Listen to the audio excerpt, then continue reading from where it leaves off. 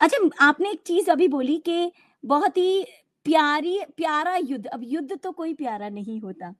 आपने ये संज्ञा क्यों दी उसे?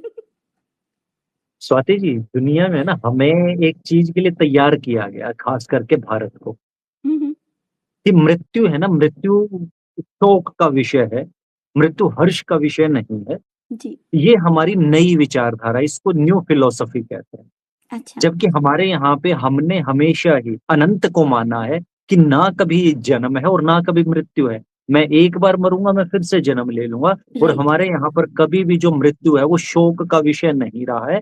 हम तो उस परंपरा और उस धर्म से जुड़े जहां पर मृत्यु होने पर भी खुशियां मनाई जाती थी, जहां पर हुँ, यशो गीत गाए जाते थे कि कोई बात नहीं है, ये फिर से पुनर्जन्म लेगा।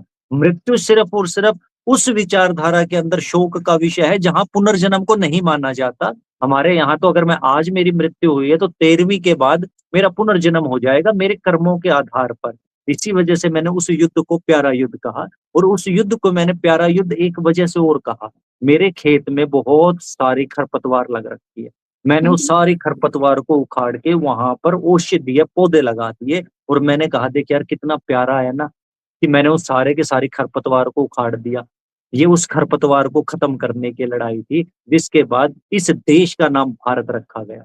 ये वही युद्ध था जिसके बाद ये देश जो है भारत, भारत कहलाया। पहली बार इस देश को एक संज्ञा मिली, एक कलेक्टिव नाउन मिला भारत, जो आज तक हमारे साथ है। और भारत का मतलब क्या, जब भी हम सोचते हैं कि भारत हमारा नाम है, भारत का हुँ, मतलब क्या, हुँ। क्यों भारत भारत है, क्यों भारत का नाम भारत रखा गया? भारत का मतलब जो भार उठाने में सक्षम है।